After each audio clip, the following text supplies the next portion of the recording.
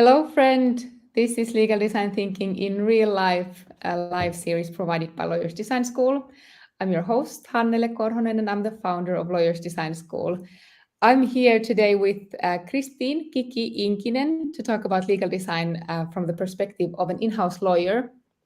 Kiki has changed role from legal design agency to corporate legal, and she says that she knows why legal design doesn't fly in corporations, or has at least an idea. I'm super curious to hear more about that.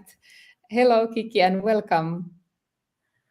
Hello, Hannele. Thanks for having me. And thanks for that introduction. How are you today? I'm super good, thank you. I actually just returned from Stockholm, and we are actually in the middle of a renovation here at our home. We've been doing some painting. The wall behind me has been painted on Monday, so I hope the echo is tolerable. Please interrupt me at any time if it's not. Sounds really good. Am I correct assuming that you are joining us in Helsinki then? Yes, I am in Helsinki currently. Yeah, it's raining here, so It is, yeah, but it's. perfect. I think it's better now. When I first came home, I think it started to look like it's nighttime here because it was so dark.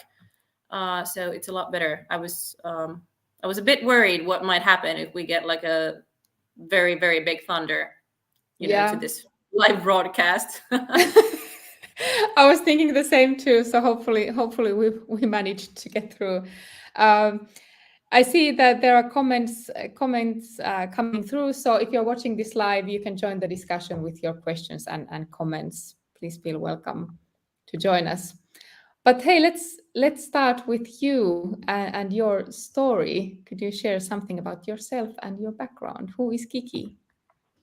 Oh, who am I? Yeah, let's plunge into the existential crisis.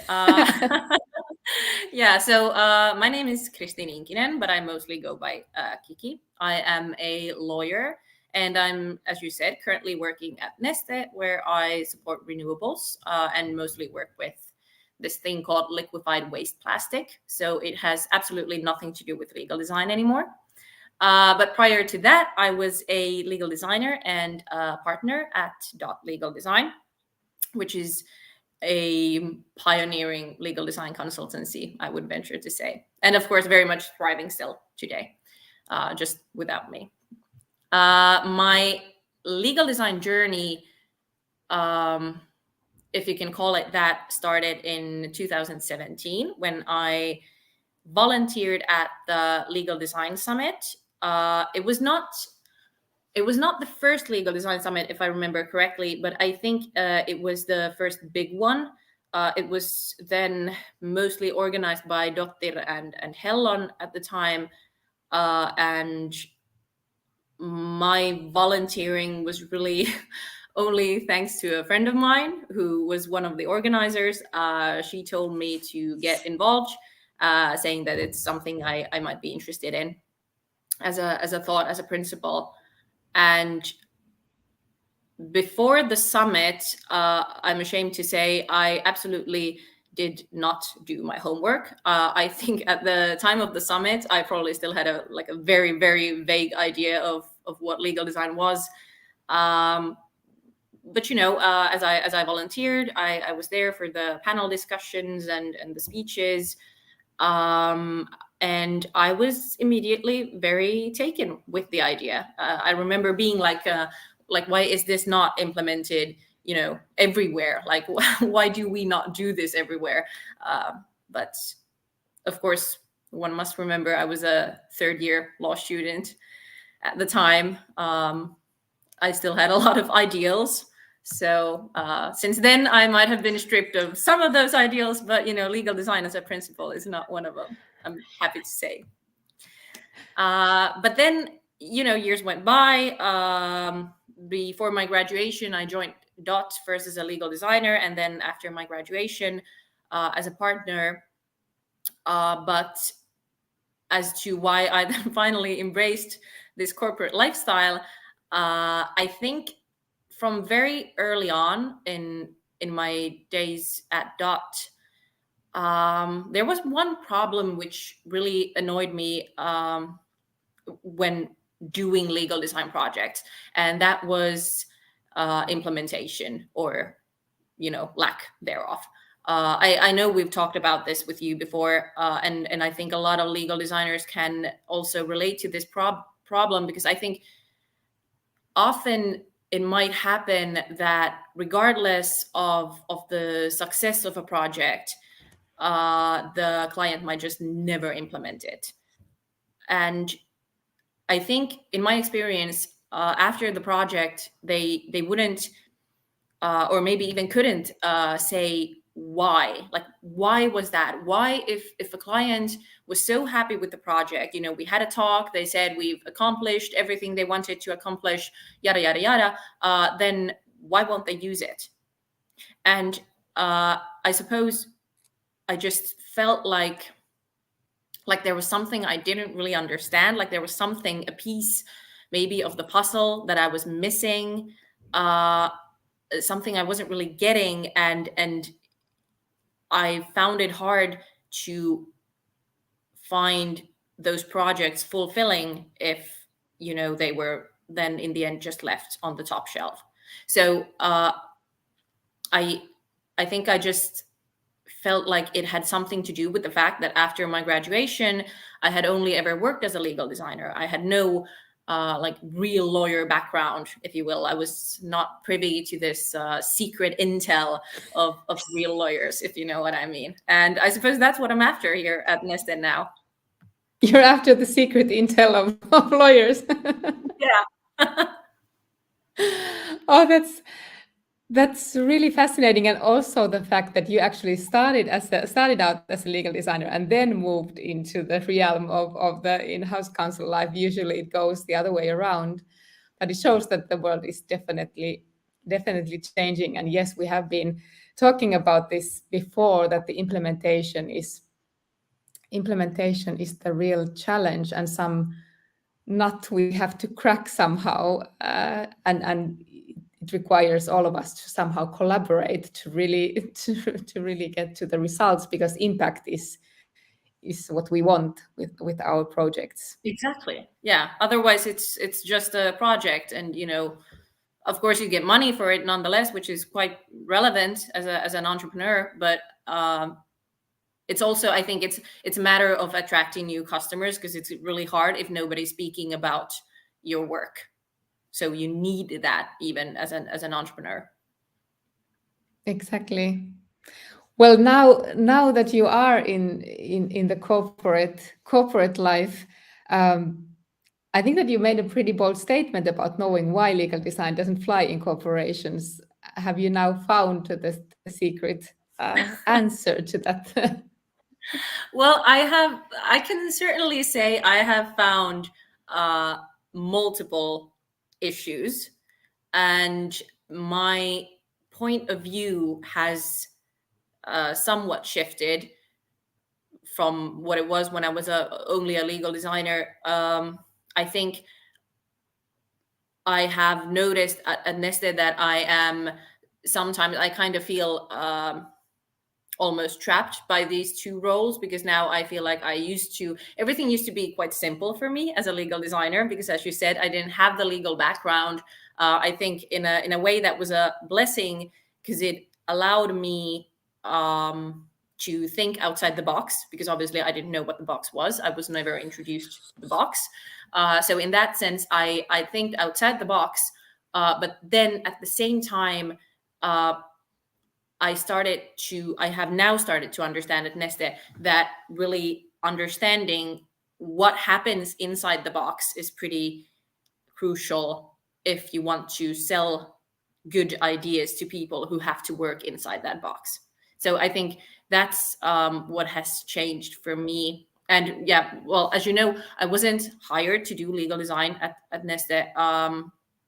But it so happens that I am now in the middle of a legal design project. It's an internal project, obviously. No legal design clients at Neste, but we are redesigning this larger annual process, which is the process is meant to really help legal stay on track of incoming projects and general thoughts from the business side, because obviously now that I'm working as an in-house, there has been this very significant shift in my work, in the sense that it is nowadays initiated by business. Of course, I don't go around initiating my own projects anymore, but those come from business. So this process is meant as a sort of a bridge between legal and business, to help legal allocate resources and really to just know what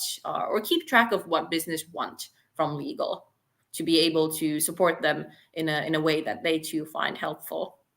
Because as you know, Neste is a very large company, and so I think one must really put some effort into this, preventing like siloing of thoughts or teams. So that's what I've been doing now. But like I said, it's still ongoing. We don't know about the impact. I would like to say I think it looks good, but then again, I have been on holiday for 2 weeks, so I wouldn't venture on to say that. But I think what it has really taught me at this point, before it's even ready, is that because I'm doing it with other legal counsels. So I think all in all, it has showed me that Neste is a very legal design friendly company, in the sense that I think it's stemming from this kind of general principle of Neste being very innovative at its core, really. I mean, this is not a paid advertisement paid by Neste, by the way, but I mean, this has really shown me, I think I was very lucky to land in a corporation such as Neste, which I didn't probably understand when I was applying for jobs, because I applied for quite some many corporations. And now looking back, I think there are not that many that could have probably offered me a legal design project immediately as I joined the house. So I think that has been a really positive surprise. But that said, I have to say, during the project, and as a legal designer, you also know that what needs to be focused on are the challenges of that project. And I would, say that there have been quite so many. We had some challenges with tight schedules. The process that we are now redesigning, this support plan, if you will, is actually quite a complicated one. So I think when I first started in this project, it took me maybe even 2 or 3 months to really understand what this support plan was, or how it's even supposed to benefit anyone. And not many people had ready answers for that, which also I think tells its tale of the project or of the process itself. But also, what I noticed is that there was this sort of general, I should say, lack of interest from the user side. And the users are both business and legal. Yeah, exactly. And mostly legal in this case. And of course, this is something that I didn't really encounter as a legal designer, because obviously, a company would pay money to have a legal design project. So they would, in theory, at least be invested in that project. But then again, now that I'm doing this internal process, that's really, obviously it releases some pressure on the cost side, I think, but also I have noticed that it kind of takes away some of the motivation, at least. Hopefully not all of it, but it's a real thing. Yeah, and so also, even I think, though even though the company itself is innovative, and the people are generally quite innovative, it still takes a lot of innovation from the lawyers to actually start adopting new ways. Yeah, exactly. And I think that's also something that really should always come from the company. And I think that's something that is very much overlooked, at least when I was a legal designer. I think I would not really pay much attention to the company behind the legal team, you know. I mean, I think at the time I thought I did, but looking back now, I realized that I really didn't. And I probably didn't understand how much initiatives like these must be encouraged by the company, because it's really, really difficult to kind of harbor this good new innovative idea as a lawyer when you have your hands full of other stuff as well. So I mean, honestly, I say you have to be kind of a trooper to really, make it all work by yourself. That is so true. And I think that it's very, very common that there is maybe one or two lawyers, for example, in the legal team, who are very inspired and want to start applying legal design, and then they have to sell this idea internally, first to the general counsel or whoever is their supervisor, and then to the rest of the organization. And I think that this is probably at the core of those challenges, that why it's so difficult to sell legal design to corporations. Yeah, I fully agree. And I think that not only is it like, it doesn't stop at the point where you have sold it to executives or whoever, because after that you have to constantly defend it.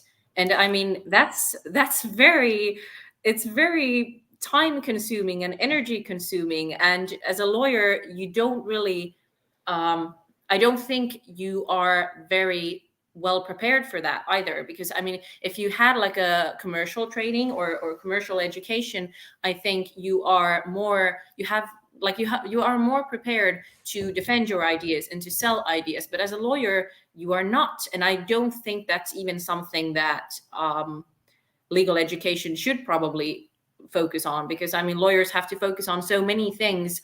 I don't see the point in educating our lawyers into being a startup pitchers, because it's just not, it's no use to make somebody take care of everything.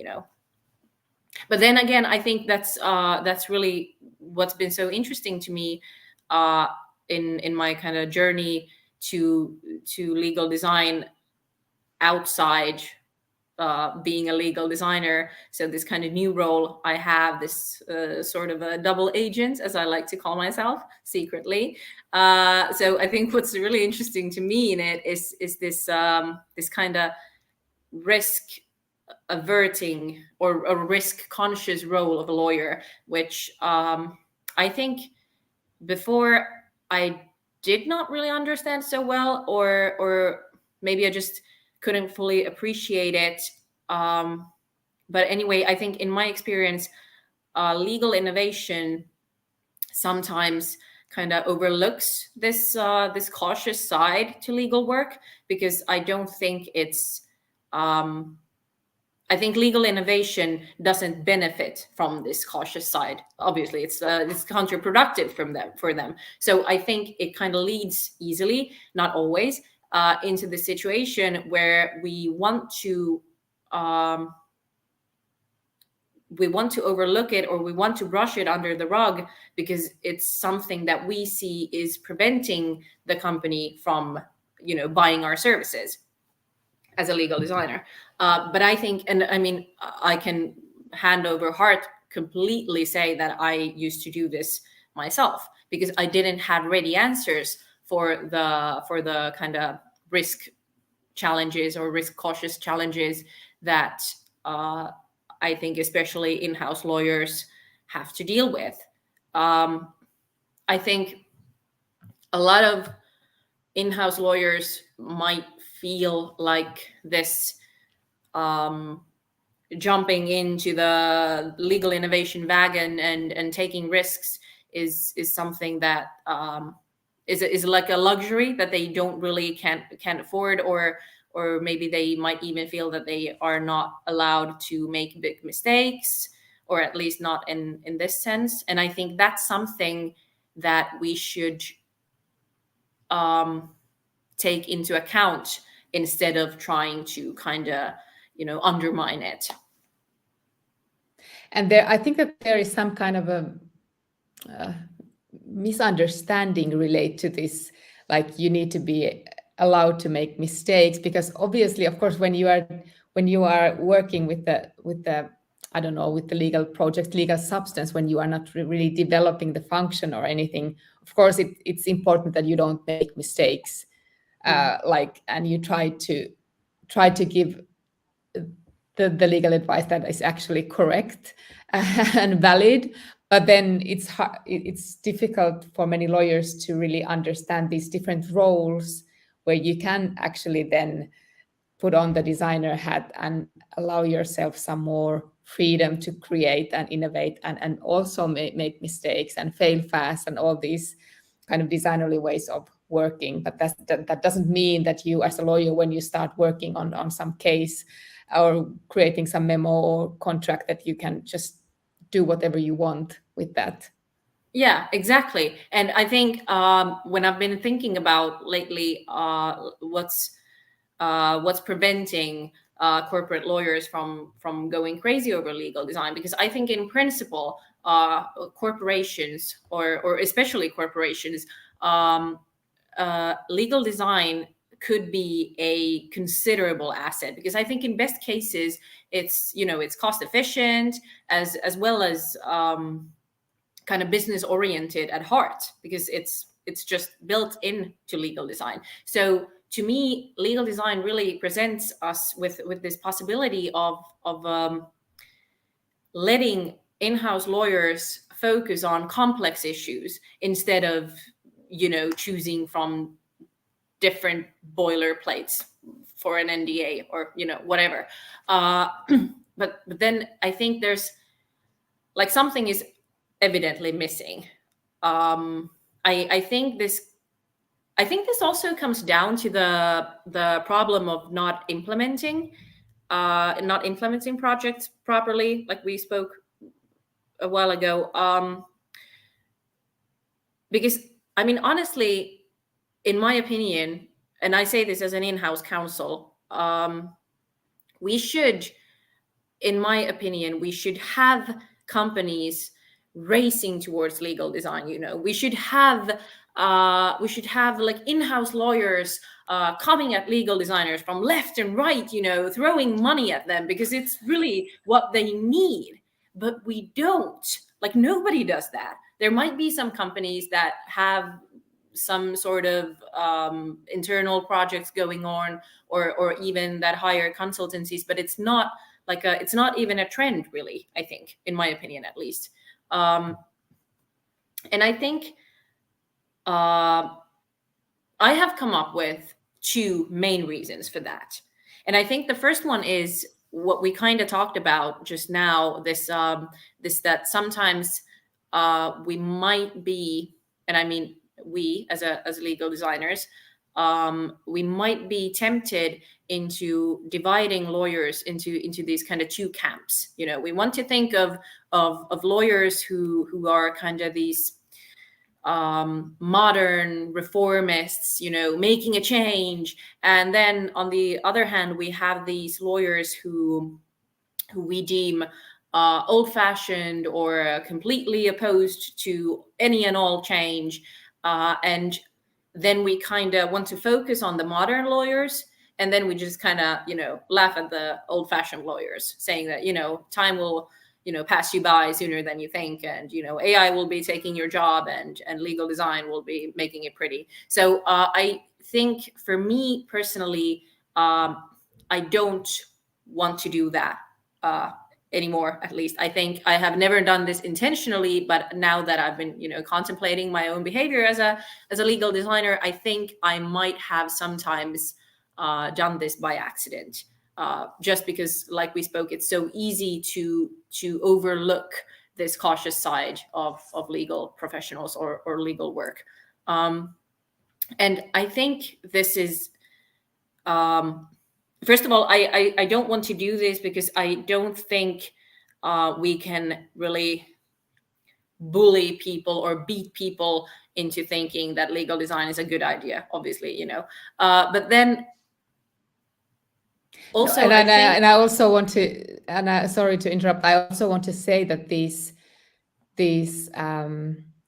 kind of other lawyers, like these, if you want, like these maybe more traditional lawyers, they play a crucial role. So they also have very important role in asking these questions and being little annoying sometimes. But I see it all the time that you cannot just go with the flow and let's change everything, because there is a reason why the profession and why the work is the way it is, and of course it needs to change, but we need to balance the approach. yeah, exactly. And I think that, I mean, yes, exactly. I absolutely agree with you, because I think the bulk of lawyers are somewhere, in between. And I think most lawyers absolutely want to get rid of the more like trivial side, or more trivial stuff, or let's say at least the more simple stuff. They absolutely want that cleared off their desk. But I think I don't think it's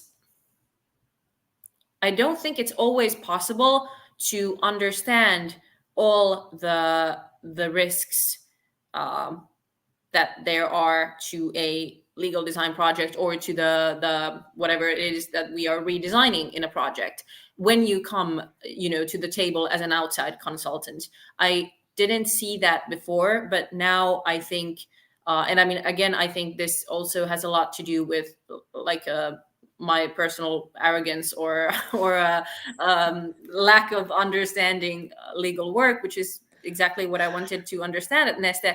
But I think it's I think I didn't understand as I do now, that this, if even if you are handed a document as a legal designer and told that redesign this NDA, the whole thing behind it might be like a really entangled mess in the end. There might be there's company culture, there's legal culture inside that company culture. There's a willingness to take risk, which might even vary, based on project. There's a general know-how, which is just simply not distributed to you as an outside legal designer. And I don't think it's even that it's not that the company doesn't want to give you that know-how. I think it's just not possible in a like a 12 weeks project. And I think that's a very tough nut to crack, because we very seldom know what we don't know, if you know what I mean. That's exactly so. And you cannot really, even though you would have some way of involving more users and do collaboration in the project, you still, as you say, the time is too short to really get everything on the table and really look at it from all the different angles.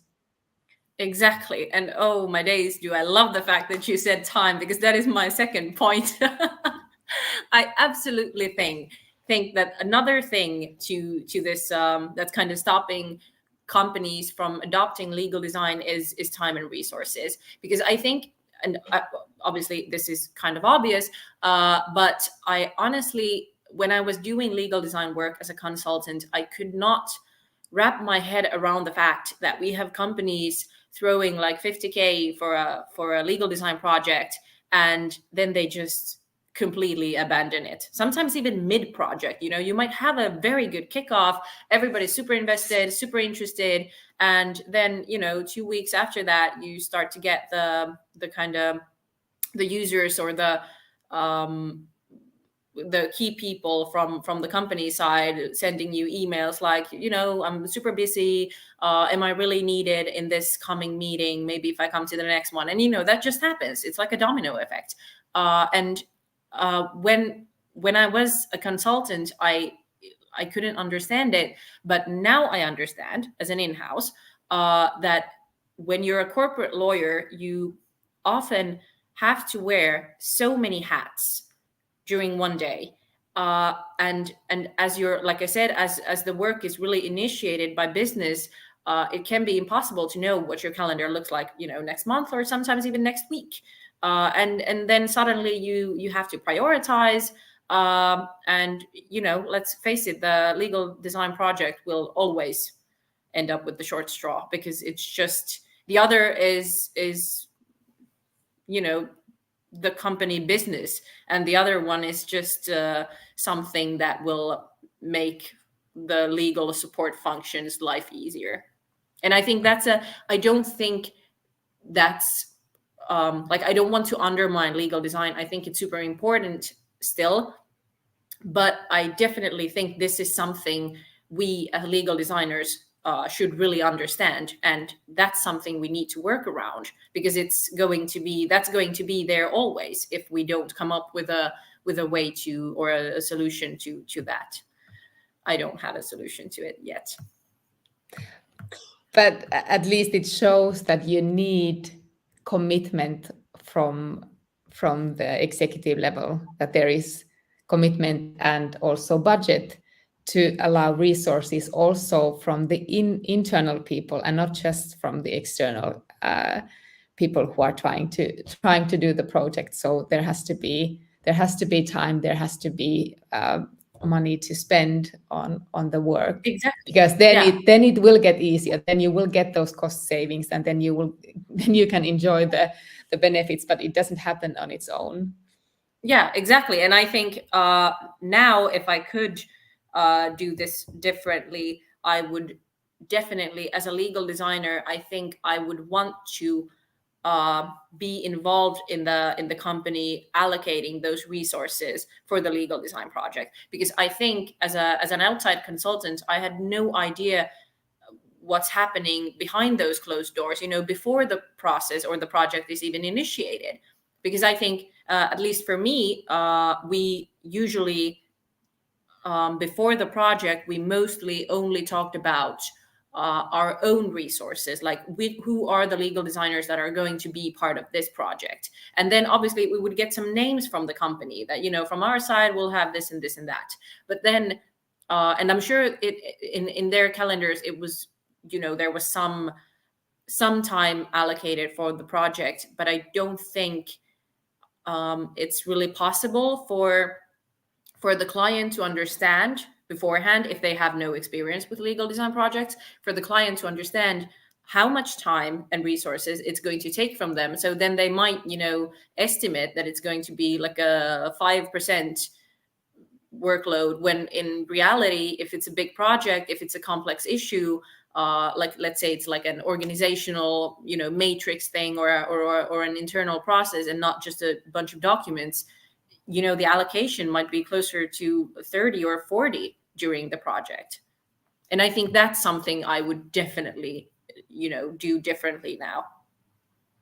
It's project management, and in many ways, what I've found is that it's super helpful to make the time visible, so that you create a project plan and also add the time that is required from the client side. And there are, of course, these milestones and decision points, but also the time in between, that it's not just the legal designer who is doing the work, but there is also days and weeks for the client, so that it's actually visible that this is what is required from you in order for us to stay on track with the project and actually get the impact that you are looking for.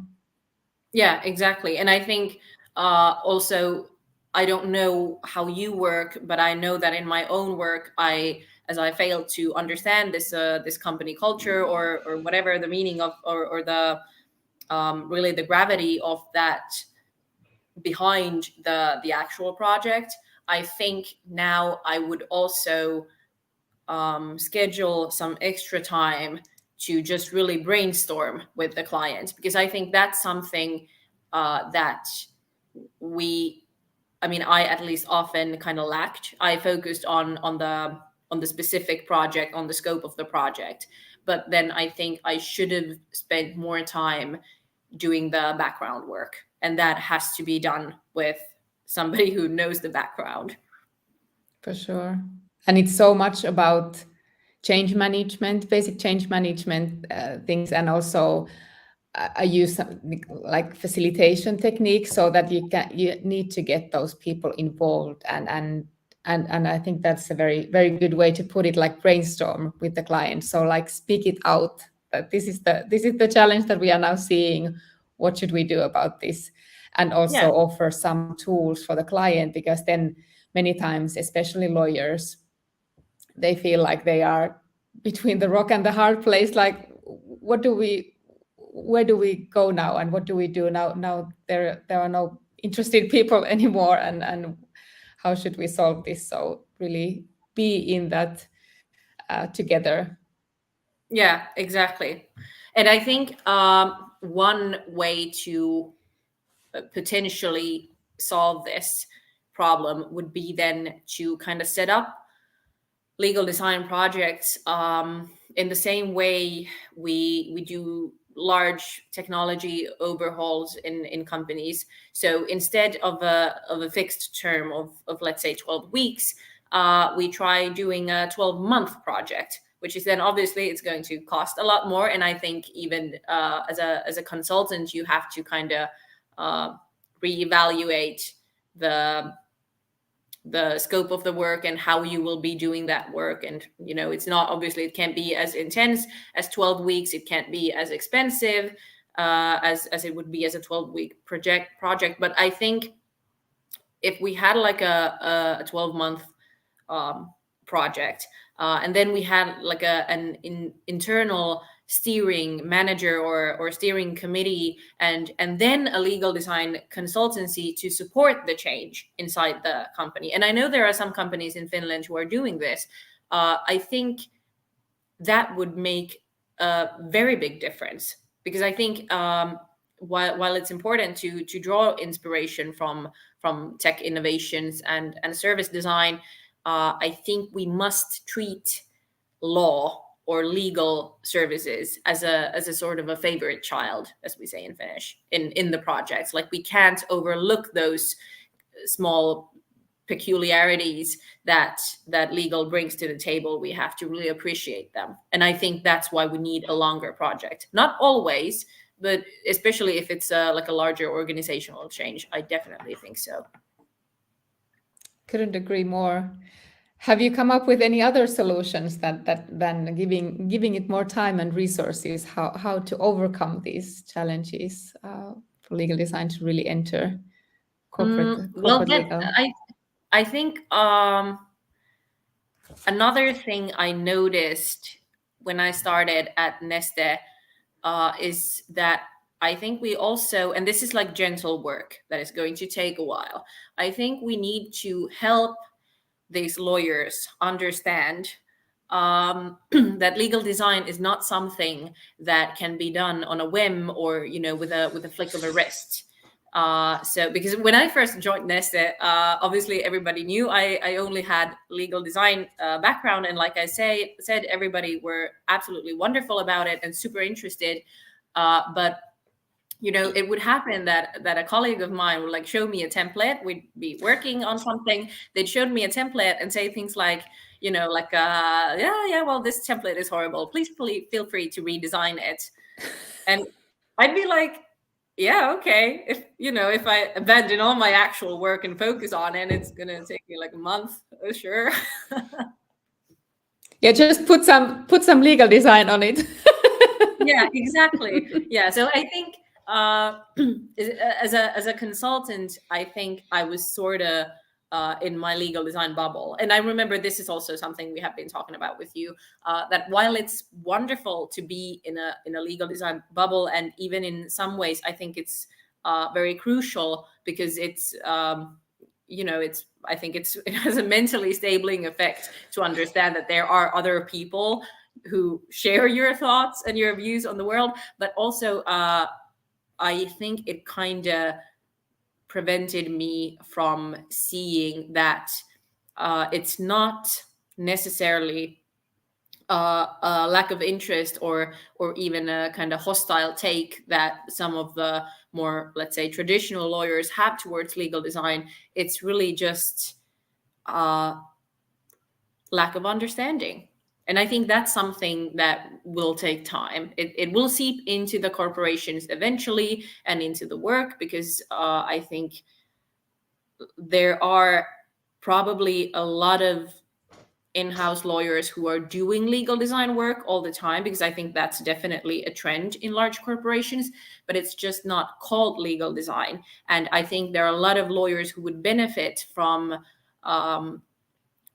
maybe some education or courses, even maybe even just like a panel discussion around legal design. But those lawyers you won't find in legal design summit, for example. Not yet.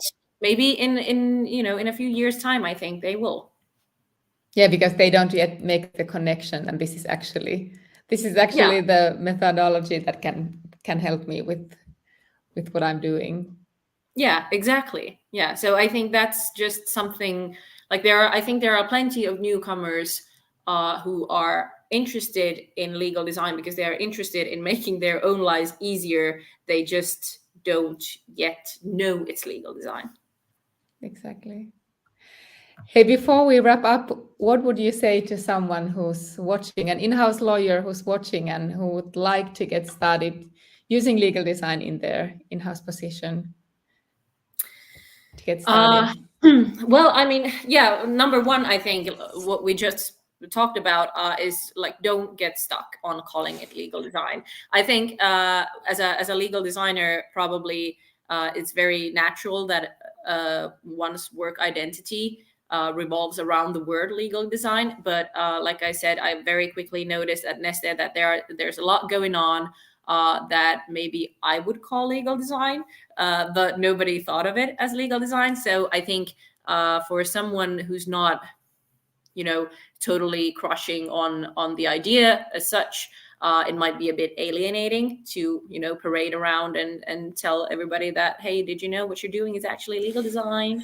So I don't see the benefit in that. So I'd say, don't get stuck on it. And then maybe another thing, like a more concrete advice, I'd say that you should definitely start with something simple. I think it's terrific that we have so many legal designers nowadays offering courses in education, like we used to at DOT, or obviously DOT still does, and you do. And I think that's absolutely wonderful, and I encourage all in-house lawyers to take a course. But at the same time, there's no reason to wait for that. I think if you want to redesign a template, what I've noticed is that odds are you won't be able to, add much visuals to it anyway. Really, I think if you are the lawyer working with the template, you probably already have the best knowledge and understanding of it. So you can just, play around with it and maybe, get rid of what's not so relevant, or add a cover letter and instructions for business, or, whatever, who knows. And then I think, yes. yeah. And then I think as a something that takes a little effort, because we can't only have easy tips, is that I think while starting simple is good, but if there's something bigger annoying you as a process or a matrix or a way of working, but you can't really put your finger on the thing annoying you, like you can't really point or pinpoint a specific annoying thing about it, my advice would be to sit down with someone else, maybe another legal counsel, and just brainstorm. Because I think often what I said about in-house lawyers wearing multiple hats and having maybe not as much time as they would want to, I think this can lead us into a situation where we want to protect each other's time.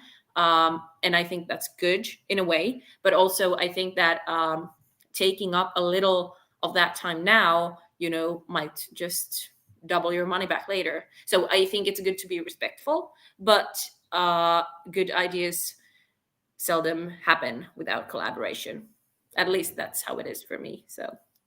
For sure. And once you start talking about it, then the thing actually starts to get some form and some sense, and maybe you find the problem with that someone you are talking Yeah, words work magic. exactly. Oh, that's so wonderful. That's so wonderful. Thank you so much for being so honest and open about these challenges. And I think that this is what we need to, as legal designers, to need to do more to talk about these issues. That it's not just roses and champagne. I don't know if anyone thinks that legal design is all easy and fun, but to really to have an impact, it requires to have it's required to have these kind of challenging discussions as well about the problems. Exactly. Hey, thank you. But before we go, please tell where can people learn more about you if they want to connect with you. Well, as everybody knows, I am the world's worst LinkedIn person or social media person in general. But I do have a LinkedIn. I am very interested in always connecting with people, and I am known to sometimes take an hour or so to just, chat with other lawyers from all around the world. So definitely, connect with me there, and I post every 6 months or so. So don't hold your breath. Oh, that's perfect. Thank you, Christine, and thank you everybody for watching. It's been super fun, and I will see you next week. Thank you. Bye bye. Bye.